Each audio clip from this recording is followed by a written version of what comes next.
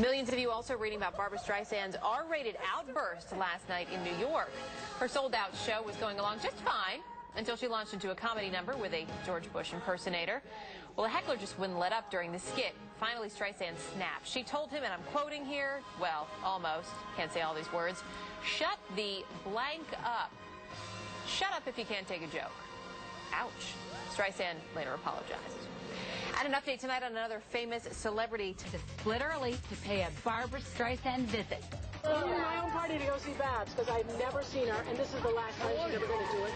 And Barbra put on quite a performance.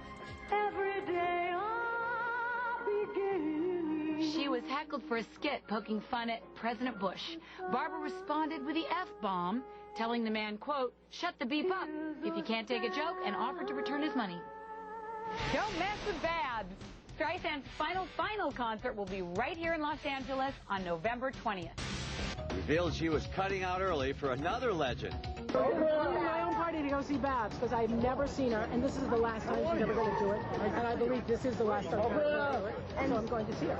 And Oprah got more than she bargained for at Madison Square Garden as Streisand got R-rated, spewing some 4-letter words. Happy days. As a lifetime liberal, Babs poked fun at a President Bush impersonator. A heckler shouted, "What is this, a fundraiser?"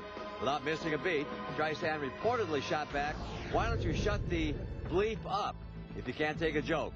Why don't you leave and get your money back?" Well, the man got up and left, and Babs apologized for her outburst. Barbra will take the stage again at Madison Square Garden tomorrow night. Then it's off to Washington, D.C. for one night only. Now, this just in. Angelina's... I saw Barbra again last night at the Garden. Not Walters, Streisand. Huh? You said Barbra. That could be Barbara Walters. Not to me. Do you do an impression of When I say Barbra with my hands like that. That's right. Do you do an impression of Barbra Streisand? I wouldn't even attempt to because she's so perfect that Okay. one should not even try. I was giving you that opening there. Thank you. It was nice, but I really wouldn't. But I was there, and I was in the second row, and guess who was in the front row? Oprah Winfrey. First of all, De Niro was there, Bette Midler, Sarah Jessica Parker, Barbara Walters. It was a big to-do of stars.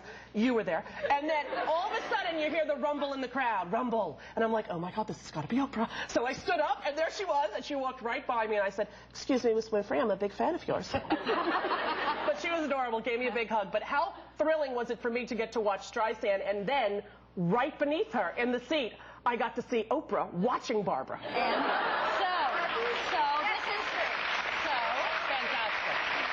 Oprah like Barbra? Of course. Barbra like Oprah? Oh, yes. Barbra even said hi to O during, which I was... During the performance. Yeah, I was a little upset, but it's okay. Yeah. And, no, it's fine. They're friends, whatever. And, Maybe she was saying hi, Rose. But she said something to you the first night. She used your name. What is this? Every night she has to say Rosie? She went 2 nights. Suzanne, I will go every night they allow me tickets. I purchased the tickets, but you have to ask nicely because you don't want to offend or frighten the people you adore.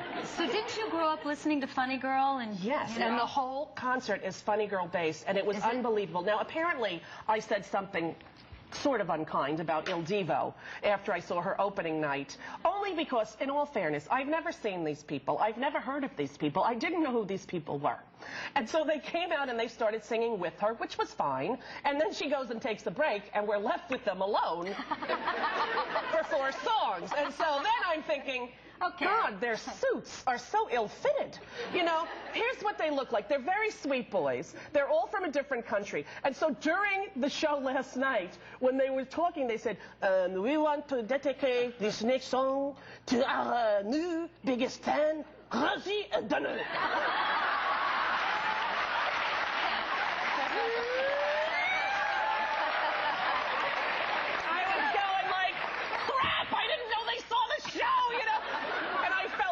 Bad. And then when they was singing, you know, they sort of looked down at me, and I pretended to be looking at the monitor. I didn't want to make eye contact for fear that I had hurt their feelings, and I'm sure they're lovely boys. What did you say about them? Because I wasn't privy to that. Don't go there. No. Don't go there. No, I will say that I said that they looked like the 4 guys thrown off The Bachelor first. But I didn't mean that in a mean way.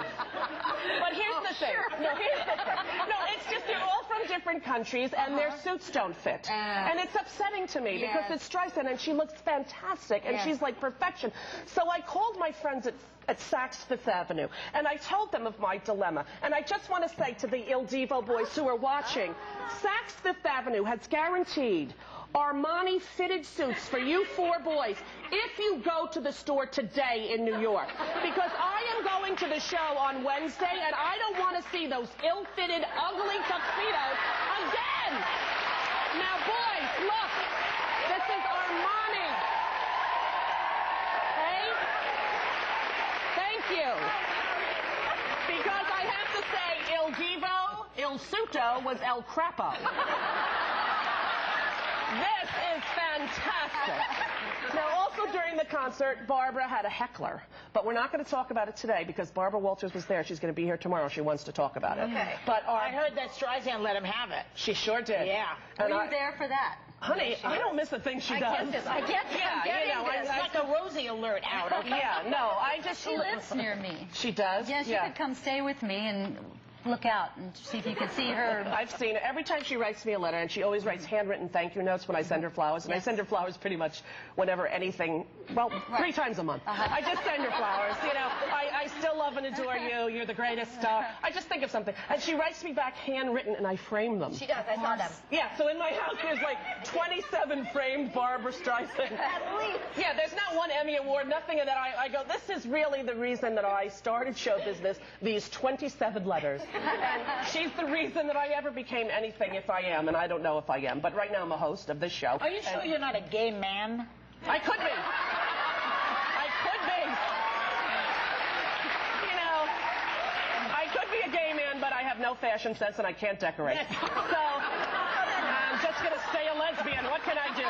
We'll be back with John Lithgow right after this. Don't go away. Get your soup.